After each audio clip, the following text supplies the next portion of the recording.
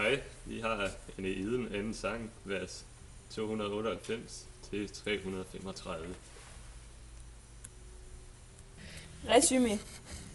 I disse vers hører vi til at starte med, at Aeneas sover sødt langt væk, men kan alligevel høre kampen fra Troja og styrter op på taget for at se, hvad der sker. Det kan man se i vers 299-303, lige her, hvor der står: selvom min fader Anchises hus lå ganske alene skjult bag træer, fornemmede jeg stadig klare klangen af hugget sværd og den rædsel, der sænkede sig over byen. Søvnen ryster jeg af mig i løb er jeg oppe på husets højeste tag og lytter med alle sanserne spændte.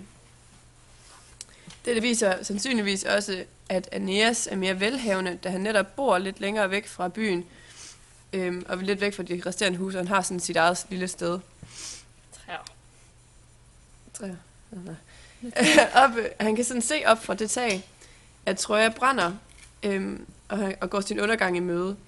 Troja er ved at blive overtaget af grækerne, og alle trojanerne flygter.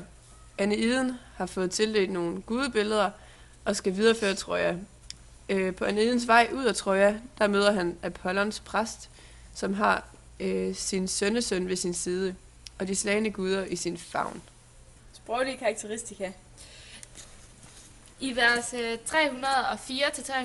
ser vi noget, der minder om en homerisk lignelse. Vi kan ikke helt kalde det for en homerisk lignelse, eftersom det her det er skrevet af Virgil og ikke Homer. Men lignelsen lyder på: søvnen ryster jeg af mig.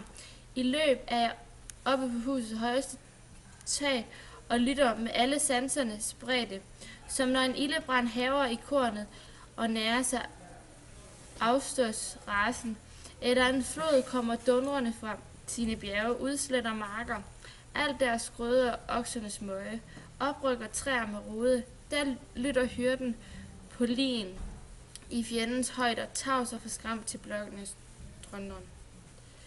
Dette betyder, det er en beskrivelse af, hvordan ilden bevæger sig rundt og udsletter trøjer. Derudover så har vi kun et patronymikon i vores afsnit, og det er Aeneiden, som betyder Aeneas søn.